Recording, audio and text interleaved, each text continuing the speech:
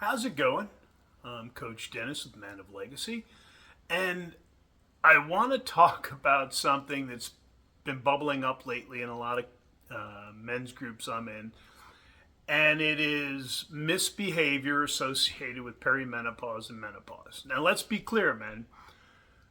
Perimenopause and menopause is one of the biggest threats to your marriage that you're going to face if you have a good woman, okay? And it is a time to be the container for her, to be supportive, to be loving. But it doesn't excuse unacceptable behavior.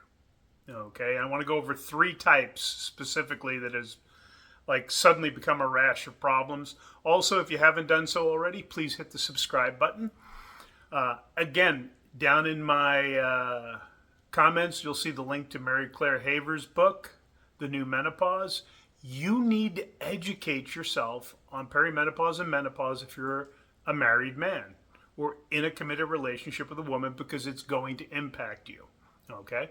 So, first and foremost, you will hear people talk about menopause, perimenopause rage, where the wife will absolutely lose her shit and be raging at her husband. And quite honestly, it's one thing to be emotional, it's another thing to be upset. But again, there's lines we don't cross. And don't accept perimenopause and menopause as an excuse for inappropriate behavior, disrespect, constant screaming. Number 2 is physical assault. Again, the woman blamed perimenopause, menopause, and the rage leading her to do this. Bull. And I'm going to tell you, while with an abusive spouse, I normally would say have her arrested, have the one conversation. If she does it again, you'll have her ass locked up. We don't assault our partners. Perimenopause isn't an excuse for that. Menopause isn't an excuse for that.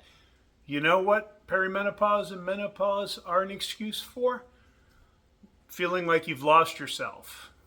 Gaining weight even though your diet hasn't changed. Hot flashes.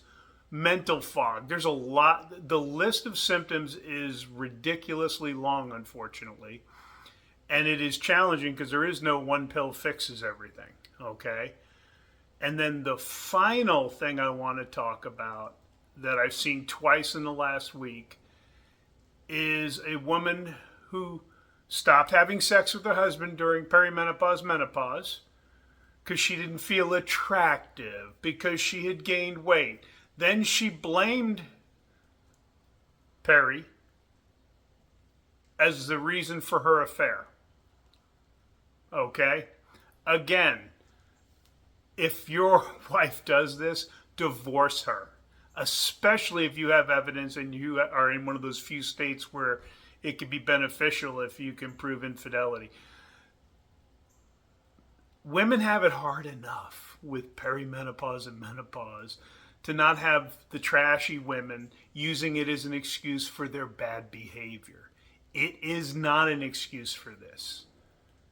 And it is a roller coaster for the women, for their partners, and it is a chance to strengthen your relationship, but not if you've got somebody who's going to misbehave. And none of these 3 types of situations are acceptable in any circumstance.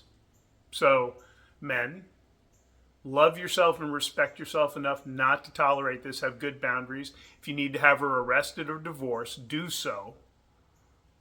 But don't tolerate this. And don't accept menopause or perimenopause as the excuse to justify this kind of behavior. It's just not true. Okay? Have a good one. We'll see you next week.